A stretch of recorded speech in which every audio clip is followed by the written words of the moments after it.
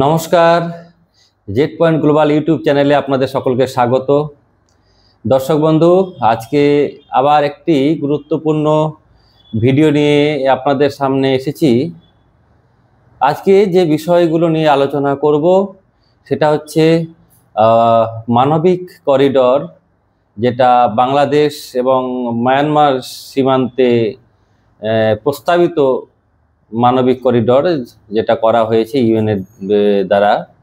আর সেই বিষয়ে আলোচনা থাকবে। এবং সেন্ট মার্টিন, বাংলাদেশের যে আইল্যান্ড সেন্ট মার্টিন, তার কিন্তু অনেক দিন ধরে কোনো খোঁজ খবর নেই। সেই সেন্ট মার্টিনের কি খবর বর্তমানে, সেই নিয়ে আজকে আলোচনা করব। তো আমরা আজকে যে মানবিক করিডর বা হিউম্যানিটেরিয়ান যে করিডর, সে সম্বন্ধে আলোচনাটা শুরু করি। তো এই যে হিউম্যানিটেরিয়ান করিডর যেটা বাংলাদেশ এবং মায়ানমার সীমান্তে হয়েছে, সেটা ঠিক কি? প্রথমত আমরা দেখব যে হিউম্যানিটেরিয়ান করিডর বা মানবিক করিডরটা কি। এটা হিউম্যানিটেরিয়ান করিডর বলা হয়, মানবিক করিডর বলা হয়, হিন্দিতে বলা হয় আবার মানবিক গালিয়ারা। মানে ছোট্ট একটা গলিপথ বা একটা পথ, দীর্ঘ একটা ছোট্ট সরু বা দীর্ঘ গলিপথ, যার মধ্য দিয়ে যুদ্ধে আক্রান্ত বা বিভিন্নভাবে আক্রান্ত যেসব শরণার্থী, সেসব শরণার্থীদের জন্য প্রয়োজনীয় খাদ্য সামগ্রী এবং চিকিৎসা সামগ্রী যাতে সহজেই নিরাপদ স্থানে পৌঁছানো যায়, সেই যে পথ, তাকেই বলা হচ্ছে হিউম্যানিটেরিয়ান করিডর বা মানবিক করিডর, বা হিন্দিতে বলা হচ্ছে মানবিক গালিয়ারা। তো এই হিউম্যানিটেরিয়ান করিডর বা মানবিক করিডর বাংলাদেশের কোন জায়গা থেকে মায়ানমারের কোন জায়গা পর্যন্ত অবস্থিত, সেটা সম্বন্ধে একটু দেখে নিই আমরা।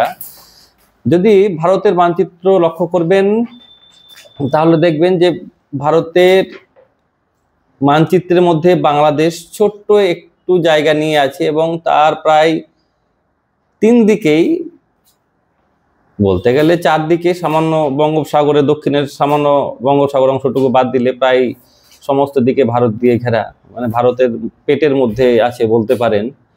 তো সেই পেটের মধ্যে থাকা বাংলাদেশ, আমাদের মনে হয় যে শুধু ভারত দিয়ে ঘেরা। অবশ্যই ভারত দিয়ে ঘেরা, তবে একেবারে একটা সরু, মানে কাকের ঠ্যাঙের মতো সরু হয়ে নিচের দিকে নেমে গেছে একটা দীর্ঘ পথ, সরু পথ। আর সেটাই একেবারে বাংলাদেশের দক্ষিণ দিকে, দক্ষিণ পূর্ব দিকে নেমে গেছে সেই পথটি। আর সেই পথটি গিয়ে মিশেছে মায়ানমারের সাথে।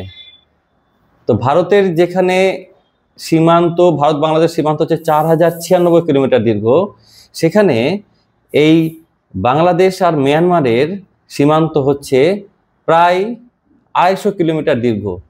আর এই 250 কিলোমিটার দীর্ঘ যে পথ, যেটা বাংলাদেশ আর মায়ানমারের মধ্যে লেগে রয়েছে, সেই সীমান্তের বা সেই সমস্ত অঞ্চলে রয়েছে, গড়ে উঠছে প্রস্তাবিত মানবিক করিডর। এই যে প্রস্তাবিত মানবিক করিডরটা, এটা আরো ভালো করে বললে বাংলাদেশের দক্ষিণ পূর্বের কক্সবাজার, বান্দরবান বা কক্সবাজার, ওখান থেকে শুরু করে একেবারে আরো দক্ষিণে নেমে মাঝখানে আছে নাফ নদী। আর নাফ নদীর দক্ষিণে মায়ানমারের মাংডু শহর, ওটা একটা ছোট্ট টাউনশিপ এলাকা। এই মাংডু শহর পর্যন্ত হিউম্যান করিডরটি প্রস্তাব রাখা হয়েছে। তো বিষয়টি দেখুন যে নাফ নদী কিন্তু হচ্ছে বিভাজন করেছে। নাফ নদীর দক্ষিণ হচ্ছে মাংডু শহর, যেটা মায়ানমারের রাখাইন প্রদেশ। নাফ নদীর উত্তর হচ্ছে বাংলাদেশ। তাহলে নাফ নদী কিন্তু বিভাজন করেছে। আর এই যে বর্তমানে যে রাখাইন প্রদেশ, মায়ানমারের যে রাখাইন প্রদেশটি বা রাখাইন প্রভিন্স যেটি, সেটি কিন্তু বর্তমানে আরাকান আর্মিদের দখলে। 90%-এরও বেশি জায়গা আরাকান আর্মি তাদের সম্পূর্ণ দখলে নিয়েছে। সেখানে মায়ানমারের যে জুন্টা সরকার মানে সামরিক সরকার, তাদের সাথে কিন্তু আরাকান আর্মিদের একেবারে চরম লড়াই করে আরাকান আর্মিরা নিজেদের দখলে রেখেছে। মানে এখানে আরাকান মায়ানমার সরকারের কোনো রকম কিন্তু উপস্থিতি নেই। প্রস্তাবিত যে করিডরটি সেটি কক্সবাজার থেকে শুরু করে নাপ নদী পর্যন্ত, আর নাপ নদীর আরো দক্ষিণে মাংডু শহর পর্যন্ত 270 কিলোমিটার দীর্ঘ হচ্ছে এই মানবিক যে গালিয়ারা মানে হিউম্যান ট্রেন করিডরটি।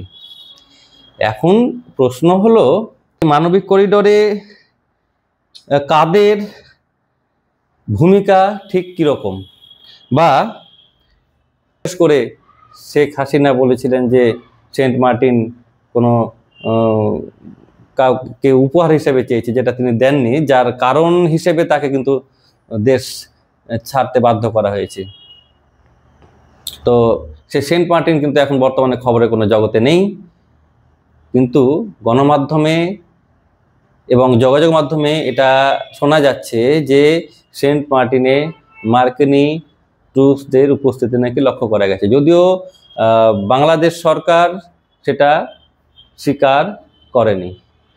তো ইউএনের আন্ডারে একটা সংস্থা আছে যারা হিউম্যানিটেরিয়ান অ্যাসিস্ট্যান্সের কাজ করে, মানবাধিকারের কাজ করে থাকে। তারা একটা বড় ফান্ড কালেকশন করে থাকে, আর সেই ফান্ড কালেকশন বিনিময়ে তারা বিভিন্ন জায়গায় মানবিক সাহায্য পাঠায়। কিন্তু মানবিক সাহায্য একটা সামনের দিক থেকে, পেছনের উদ্দেশ্যটা কি এটা নিয়ে বিভিন্ন মহলে কিন্তু সন্দিহান ব্যক্ত করা হয়। আর এই যে ইউএনটা মূলত চালিত হয় ইউএস এর দ্বারা, মানে আমেরিকা যুক্তরাষ্ট্রের দ্বারা, আর তার হেডকোয়ার্টারও সেই ইউএসএ তে বা আমেরিকাতে অবস্থিত।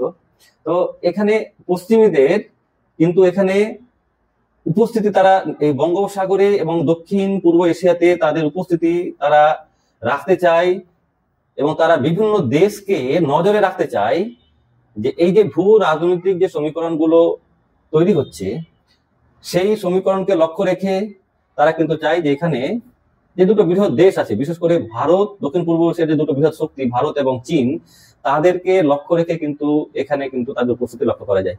এবার এখানে বাকি দেশগুলির ভূমিকা কি, চীনের কি ভূমিকা? চীন কিন্তু কোনোভাবে এটা ভালোভাবে চীন এটা নিচ্ছে না।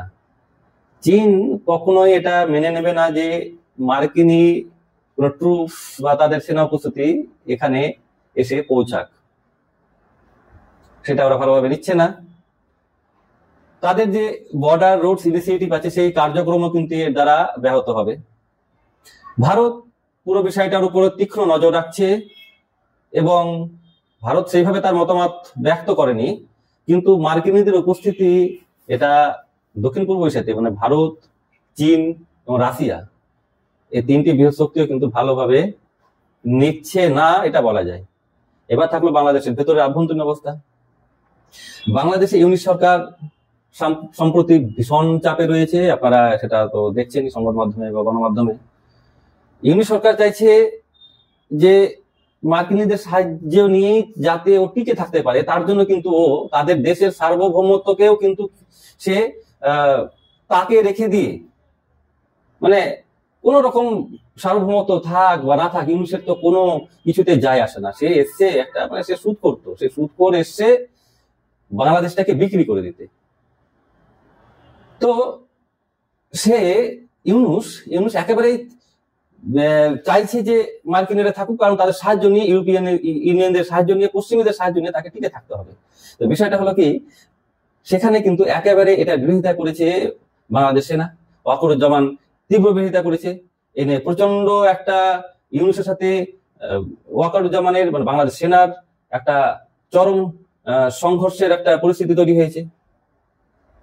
এখন দেখা যাক এই নিয়ে কি হয়, সেনাপ্রধান বা কি করেন আর ডাক্তার ইউনুস কি করেন। তবে এই বিষয়ে বিভিন্ন যে মহলে, বাংলাদেশের বিভিন্ন মহলে তীব্র প্রতিক্রিয়া দেখা গেছে। তো বন্ধুরা, আপনারা আপনাদের মতামত জানাবেন। এই মানবিক করিডোর কি সত্যি মানবিক, নাকি এর পেছনে রয়েছে বৃহৎ শক্তিগুলির কোনো একটা বড় গেম? আপনারা আপনাদের গুরুত্বপূর্ণ মতামত কমেন্টে জানান। সাথে থাকবেন জেড পয়েন্ট গ্লোবালে আর দেখতে থাকুন আমার ভিডিও।